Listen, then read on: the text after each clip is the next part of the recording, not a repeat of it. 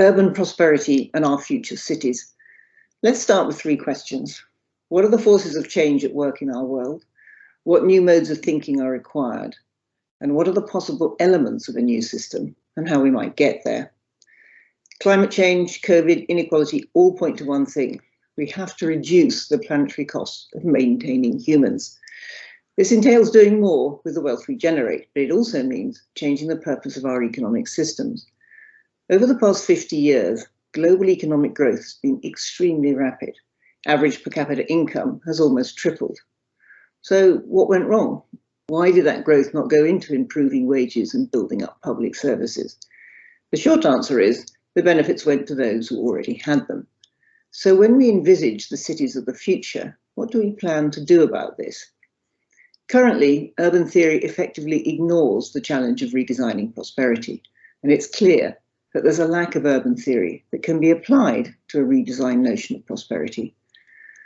Most countries of the world envisage cities as their growth engines, but when we look at those cities, we see breathtaking inequalities of opportunity, infrastructure, and well-being. Cities routinely imagine their future as one of industrialized innovation, enhanced productivity, and entrepreneurship. In other words, good old-fashioned growth, which is yet to deliver quality of life.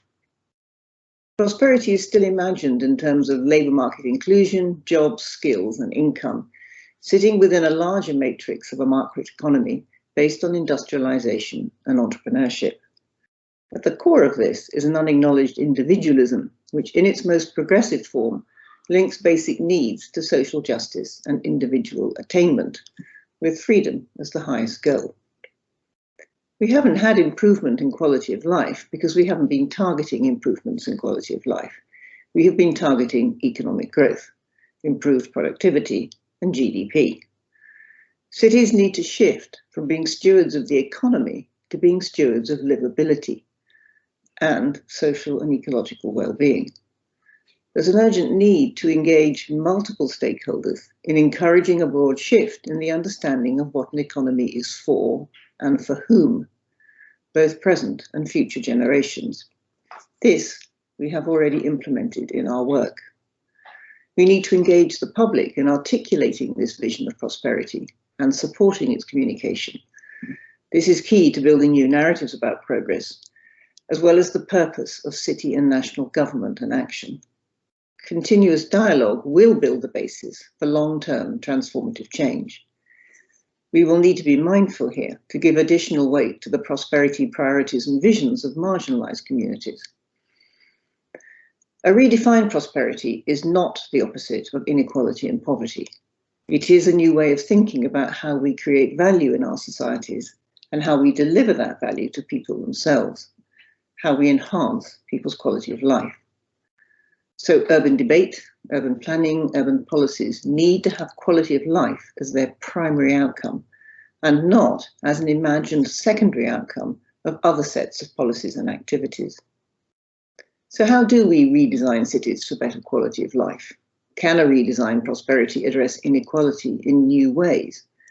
And what are the opportunities it affords us to do so? Our cities are complex arenas. They are nodal points in a series of complex, dynamic and emerging systems, including food, water, health, biodiversity, and much more. Redefining prosperity and improving quality of life sits within that complexity. We cannot improve quality of life just by reducing poverty, although that key goal must remain. A redesigned prosperity brings together economic, social, environmental, and democratic outcomes into a shared vision for the future. Talk of a holistic response to challenges has been around for many years, but a whole system perspective is more than a holistic approach. Governance institutions need to work collaboratively and with civil society and business to foster strategies and policies that recognize intersections between the social, political, economic, and environmental aspects of life. We need research to identify key intersections, to think about how food deficits, for example, impact educational attainment. It's important that we scrutinize system failure points, but much more importantly, that we identify the strengths of skills and practices that exist in communities and are already positively contributing to prosperity and quality of life. Beyond that, it's a matter of using our research with collaborators and communities to identify nodal points that can be used to facilitate cascades of emerging successes. A whole systems approach has to be based on a new understanding of complexity and uncertainty within dynamic systems, and how change might emerge and be sustained, in contrast to a mechanistic view of a single lever, unidirectional vision of change, where improved growth and productivity leads, in theory, to better quality of life. The way forward is to ask powerful questions and support communities in identifying their positive visions for the future, rather than focusing only on existing problems and challenges. Visions need to be supported by data and metrics. So we prioritize indicators in our work that connect to desired outcomes for communities. We aim to identify national and international comparable indicators so that we understand the dynamic structures and constraints within which local communities are embedded. Whatever the indicators, the significance of progress should be immediately apparent to members of communities, and our work has to support local data generation and community engagement in selection of indicators. Innovation in governance is a key requirement. It's essential to develop new social institutions, forms of solidarity and governance that align multiple stakeholders with key institutions to deliver these collective visions of prosperity for communities. Our aim is to co-produce actionable knowledge that transforms the capacities and capabilities of all stakeholders to engage transformatively in the processes of change which can deliver enhanced quality of life. This is particularly important where trade-offs and power imbalances threaten just transitions. Underpinning all that, we need to reinvent the purpose of policy and public services, actively redesign them to deliver improvements in quality of life and flourishing, and make sure that those improvements are evident and immediate.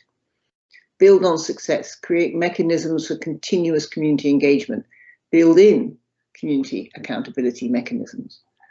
A redefined prosperity allows for the determination of new forms of urban value, and this has the potential to transform the way we think about the kinds of values urban spaces should create now and in the future for those who inhabit them.